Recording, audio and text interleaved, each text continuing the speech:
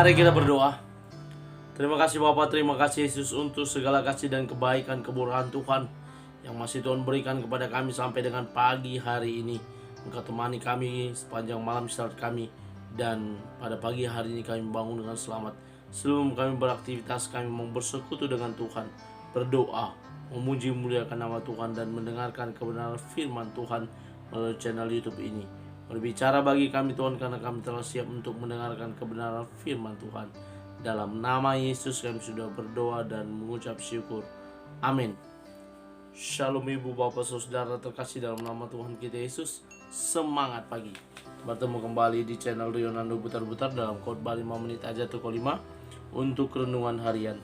Renungan pada hari ini saya ambil dari kitab Kolose pasal yang kedua ayat yang ke-7. Demikian kesaksian firman Tuhan. Hendaklah kamu berakar di dalam Dia dan dibangun di atas Dia. Hendaklah kamu bertambah teguh dalam iman yang telah diajarkan kepadamu, dan hendaklah hatimu melimpah dengan syukur. Tinggal di dalam Tuhan. Ibu bapak saudara terkasih dalam nama Tuhan kita Yesus, ketika kita tinggal di dalam Tuhan, melakukan kehendak Tuhan, melakukan apa yang diajarkan oleh Tuhan kepada kita sebagaimana iman percaya kita kepada Tuhan, maka ketika kita datang berdoa, minta kepada Tuhan, firman Tuhan berkata, Dia akan memberikan kepada kita tepat pada waktu yang telah ditentukan Allah bagi kita. Ibu bapak saudara terkasih dalam nama Tuhan kita Yesus, dalam nats ini bagaimana Rasul Paulus sedang mengajarkan kepada jemaat di Kolose bagaimana mereka untuk tinggal di dalam Tuhan. Ketika Paulus mengajarkan kepada mereka agar mereka boleh tinggal dalam Tuhan, apa saja yang harus mereka lakukan, sebagaimana digunakan analogi dalam sistem metode pertanian untuk tumbuhan dan sistem metode pembangunan untuk bangunan yang dimaksud oleh Rasul Paulus dalam nats ini. Apa yang dikatakan untuk mereka, kita boleh terus dibangun di dalam Tuhan, boleh tinggal terus dalam Tuhan, maka yang pertama yang kita lakukan adalah hendaklah kamu berakar di dalam Dia. Berakar sebagaimana sebuah tumbuhan atau pohon, maka dia akan tertancap berakar ke bawah. Ya, berakar, guna sebuah akar adalah untuk menyerap sari-sari makanan yang berguna bagi pohon atau tumbuhan tersebut. Dan ketika kita juga sudah tertancap di dalam Kristus, tinggal di dalam Kristus, maka kita akan menyatu di dalam Tuhan. Yang kedua dikatakan bagaimana tinggal di dalam Tuhan, maka kita akan dibangun di atas Dia, dibangun sebagaimana sebuah bangunan yang memiliki fondasi, ya, fondasi yang kuat untuk sebuah bangunan yang megah, yang berdiri dengan megah, maka fondasinya harus kuat.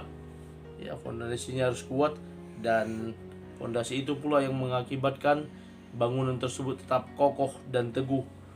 Sebagaimana yang dikatakan selanjutnya dalam ayat ini, hendaklah kamu bertambah teguh dalam iman yang telah diajarkan kepadamu, dan hendaklah hatimu melimpah dengan syukur. 4 hal ini yang disampaikan oleh Rasul Paulus, bagaimana kita tinggal dalam Tuhan, berakar, dibangun, dan bertambah teguh, serta juga hati yang melimpah dengan syukur. Karena itu ibu bapak saudara terkasih, saya juga mengutip beberapa pernyataan dari orang-orang hebat, orang-orang besar. Yang pertama, Eriska Febriani berkata, lingkungan itu fondasi yang berpengaruh besar untuk membentuk pribadi seseorang. Benar, lingkungan berpengaruh untuk membentuk karakter kita, dan ketika kita terbentuk dari sebuah lingkungan keluarga, maka itu akan membangun karakteristik kita, dan karakteristik yang kita bangun di dalam keluarga Kristen, keluarga orang percaya, hendaknya karakteristik yang baik. Yang selanjutnya, Denny Santoso, founder Digital Marketer, berkata, cara Anda membangun fondasi, kemampuan Anda akan menentukan seberapa tinggi kehidupan yang akan Anda bangun. Ketika fondasinya baik, bagus, maka tingginya bangunan yang akan kita lakukan berpengaruh pada sebuah pondasi yang dibuat di awal atau di bawah terlebih dahulu.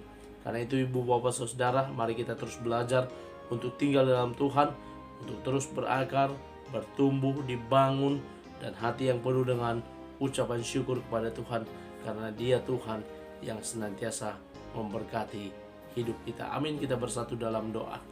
Terima kasih Bapa untuk firman-Mu. Mampukan kami untuk menjadi para pelaku kebenaran firman Tuhan yang Engkau mampukan untuk berkarya di dalam Engkau, tinggal di dalam Engkau, dan terus menerus dibangun di dalam Engkau, memiliki fondasi yang kuat, dan hati kami juga penuh dengan ucapan syukur kepada Tuhan. Terima kasih Bapa. Kami mulai hari ini dalam nama Yesus kami sudah berdoa dan mengucap syukur. Amin. Selamat beraktivitas. Tuhan Yesus memberkati. Shalom.